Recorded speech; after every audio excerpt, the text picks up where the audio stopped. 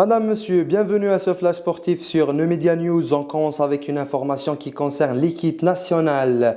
Les déclarations des joueurs de la sélection algérienne de football recueillies mardi par notre conseiller sportif Daoud Amar au centre technique de la FAF de Sidi Moussa à Alger. Ils se sont montrés très confiants en la qualification mais néanmoins prudents. Voici les interviews, regardez. La fédération algérienne qui a pris attache avec moi depuis longtemps déjà.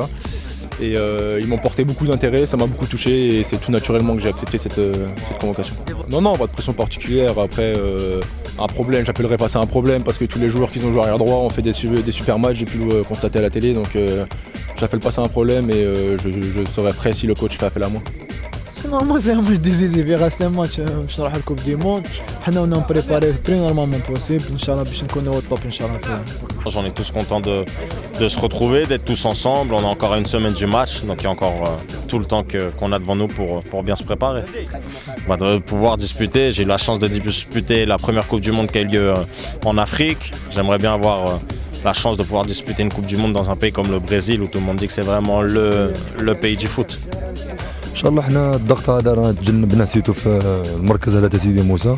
رانا نقوموا بتحضيرات في المستوى ان شاء الله يكونوا لي جوار 200% بور لو ماتش هذا باش ما تنساش باللي الا هي 90 دقيقه باش نروحوا المونديال اللي هو حلم تاع اي لاعب في الفريق الوطني.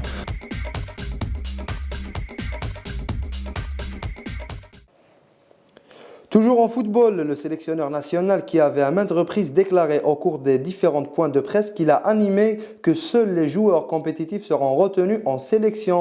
Ainsi, les joueurs accusant un manque de compétition ne devraient pas faire partie selon lui.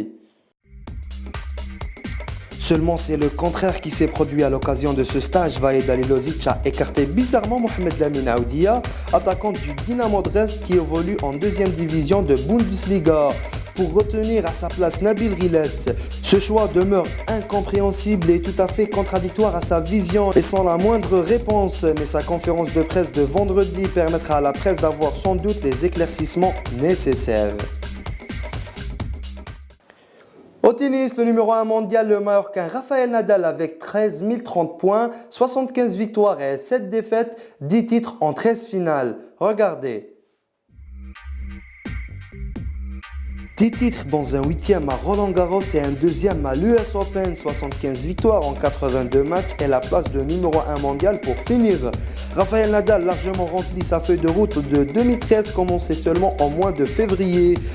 Lui-même affirme qu'il a vécu la meilleure saison de sa carrière. Difficile de le contredire, il a toutefois terminé sur un petit goût amer de défaite face à Djokovic en finale de Pékin et du Master de Londres, qui annonce en 2014 devra être commencé pied au plancher en Australie s'il veut conserver son rang. Derrière, il aura 7000 points à défendre de février à Roland Garros.